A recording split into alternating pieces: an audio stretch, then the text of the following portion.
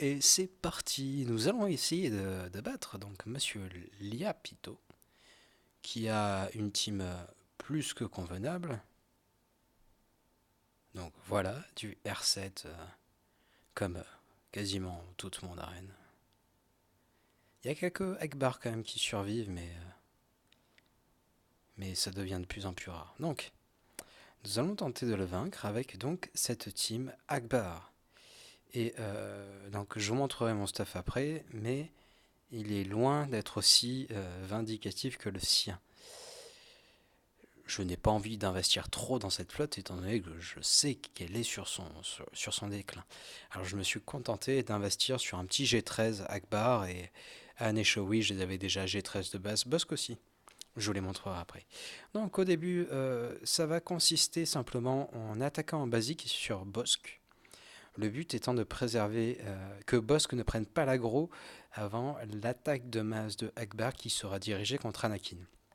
Et vous verrez dans ce run que tout ce que vous avez à faire, donc, c'est vraiment d'attendre de pouvoir attaquer Anakin. Vous attendrez ce moment et dès que vous pourrez attaquer Anakin, si vous réussissez à le tomber assez vite et sans trop de pertes, le combat sera gagné. Là, ne surtout pas faire ceci. Le garder en cas de confusion de masse. Donc, je ne l'utilise pas. Anakin prend un tour. Là, donc, je vais enfin pouvoir faire mon attaque de masse sur le bon Anakin. Alors là, soit j'ai un bon RNG et il ne fait pas son attaque de masse, soit j'ai un mauvais RNG et il fait son attaque de masse. Oh. Donc là, je prends un kill assez vite. Je vais... tant pis pour la jauge. Là, j'ai Anakin qui peut clairement mourir sur une attaque de masse, que ce soit avec le faucon ou si j'appelle en renfort l'autre phénix. Donc là, dès à présent, je vais pouvoir espérer réussir. Alors peut-être pas là, peut-être qu'il va me falloir un tour en plus. Voilà, il va me falloir invoquer un autre phénix en renfort.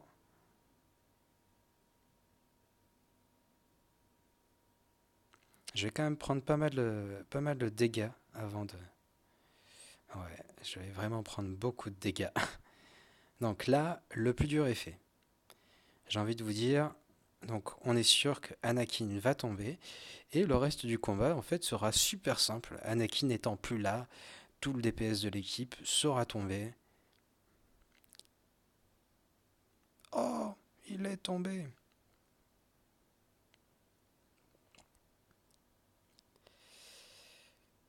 Méfie tout de même de cette équipe, on va retirer le bonus d'attaque vu qu'elle fait très mal.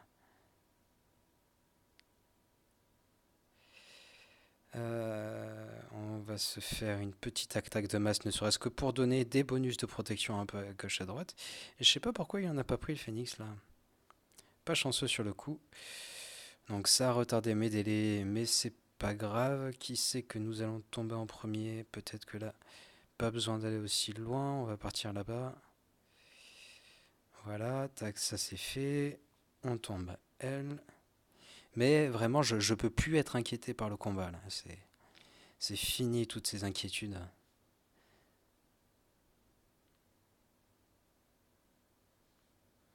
Donc là, j'ai actuellement, donc comme vous pouvez le voir, deux malus. Il me suffit d'invoquer donc ce bon Plo Koon, dont je ne dirai jamais assez de bien, pour me débarrasser donc de ces malus. Il peut même me servir à prendre l'aggro, donc c'est plutôt cool. Ah mince, j'aurais pas dû attaquer lui, donc là, il va falloir que je me méfie du timer par contre.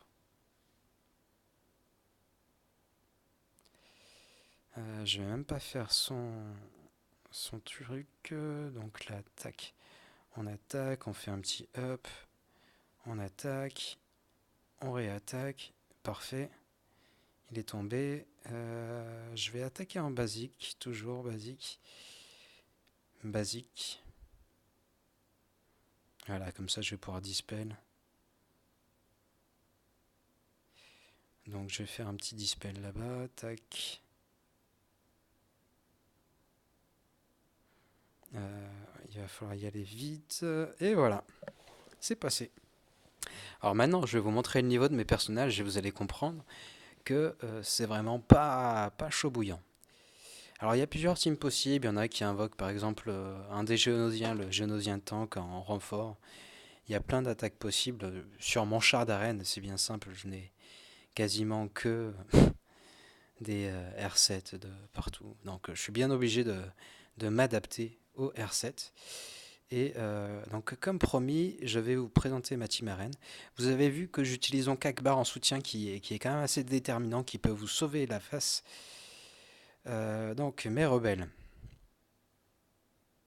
Enfin d'abord mon petit Jedi Plo Koon, histoire que vous le voyez, il est là, il est pas ouf, hein.